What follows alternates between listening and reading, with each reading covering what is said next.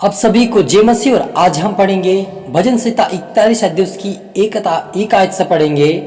क्या ही धन्य वह जो कंगाल की सुधि रखता है, विपत्ति के दिन यह उसको बचाएगा। यहोवा उसकी रक्षा करके उसको जीवित रखेगा और वह पृथ्वी पर भाग्यवान होगा, तो उसके शत्रुओं की इच्छा पर ना छोड़ेगा। जब वह वेदी के मारे स्याह पर पड़ा हो और तब यह उसे संभालेगा, तो रोग में उसके पूरे बिछुने को उलटकर ठीक करेगा। हालेलुया। हम छोटी सी दुआ करें।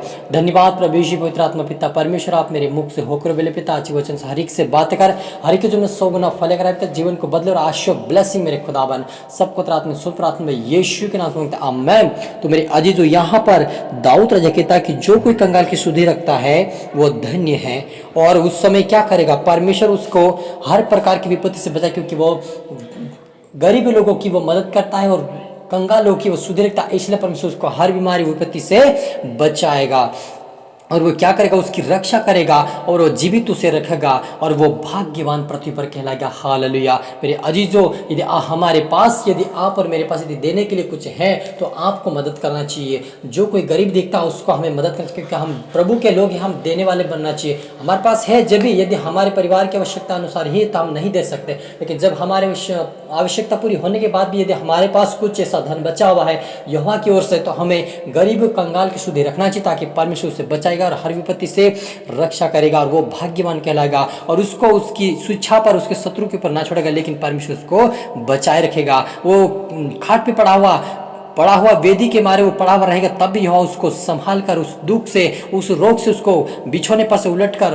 वो परमेश्वर खड़ा करके उसको फिर से उसको अच्छा करेगा। हालेलुया। मैंने कहा है, या मुझ पर अनुग्रह कर, मुझको चंगा कर, क्योंकि मैं तेरे विरुद्ध पाप किया है। दाऊद कहता कि हे यहोवा, यदि मैंने भी कोई पाप तो नहीं किया है, मैंने कोई गलती तो नहीं किया, मुझे भी माफ़ कर दे, मुझ पर अनुग्रह होने दे, मुझे माफ़ कर खुदावन। मेरे शत्रु यह कहकर मेरी बुराई करते हैं कि वह कब मरेगा और उसका कब नाम मिटेगा। हालेलुया। यहाँ पर दाऊद राजा भी प्रार्थना करता है कि मुझे माफ़ कर दे, मैंने कहीं प्रकार की गलतियाँ किया है आपके विरुद्ध में, मुझे माफ़ कर दे।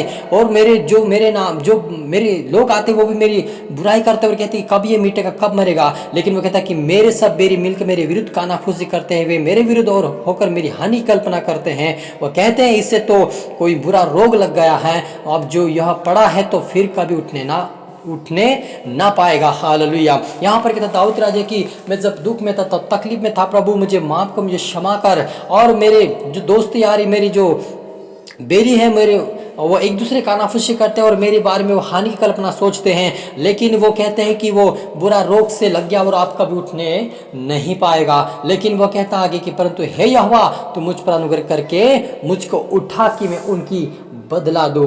मेरा शत्रु जो इस मुझ पर जयवंत नहीं हो पाता, इससे मैं जान लिया कि तू मुझसे प्रसन्न है। हालेलुया। यहाँ पर कहता दाऊद राजा की है यहोवा, ये लोग मेरे लिए विरोध में कल्पना तो करते हैं, लेकिन जब मेरा विरोधी मेरे विरोध में खड़ाते होते कि मुझ पर जयवंत नहीं होते, तब मैं जान गया कि तू ही मेरा यह परमेश्वर है, जो मेरी ओर से लड़ने वाला परमेश्वर है। मैं जान गया और तू मुझे संभालता है और तू मुझसे प्रसन्न है, क्योंकि मैं तेरी भक्ति करता हूँ, मैं आत्मा और सच्चाई से। इसलिए क्या करता है, मैं तुझसे प्रसन्न हूँ, इसलिए तू मुझे आप मुझसे प्रसन्न है, इसलिए आप मुझे बचाते हैं। तो मेरे अजीज, जो कोई कंगाल लोगों की सुधि रखता है, मदद करता है और वो अपनी नहीं दूसरों की भी चिंता किया करता है और प्रार्थना करता है, यह उसे संभाल कर खड़ा करता है। और जब हमारे जीवन में कुछ पाप या दुख, दर्द, तकलीफ होता है, उससे भी उसके कारण से परमेश्वर हमारे जीवन से बहुत सारी समस्या को दूर करता है, क्योंकि प्रभु ने कहा कि जो कोई भेंट लाते हैं वो उस भेंट के द्वारा परमेश्वर उसके लिए रास्ता खोल देता है।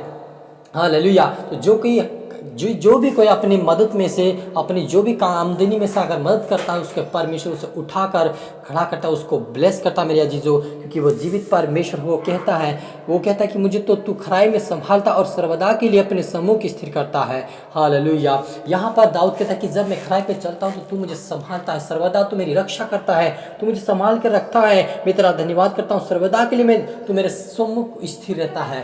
हालेलुया। मेरे अजीजों, जब परमेश्वर हमारे सम्मुख है तो हम हम भी परमेश्वर हमें संभाल के रखेगा, हमें स्थिर करेगा, हमें कभी वो गिरने नहीं देगा, हमारा हाथ पकड़ कर हमें उठाएगा, खड़ा करके हमें ब्लेस करेगा। क्योंकि वो कहता है कि तुम एक दूसरे की मदद करो, एक दूसरे की सलाह लो, वो गरीब कंगाल लोगों को भी मदद करो, तो मैं तुम्हारे जितने पाप है उसको मैं क्या करूंगा, क्षमा कर दूं, सारे दुख को तुम्हारे जीवन से दूर करके मैं तुम्हें स्थिर कर दूंगा और सर्वदा तुम्हारे साथ रहूंगा, कहा परमेश्वर यहोवा ने। तो मेरे अजीजों, यहोवा परमेश्वर हमारे साथ है, आप और मेरे। तो आज से आप और मुझे सीख ये मिलती इस वचन के द्वारा कि हमें भी मदद करना चाहिए, और यदि हमारे में कुछ गलतियां गुनाह तो उससे माफी मांगना चाहिए, ताकि परमेश्वर उससे भेंट के द्वारा जो हम लोगों को मदद करते हैं उसके द्वारा हमारे पाप क्षमा हो जाए, हमारे स्थिर होकर हम प्रभु की योग्य चाल चले। हालेलुया। हम छोटी दुआ करें।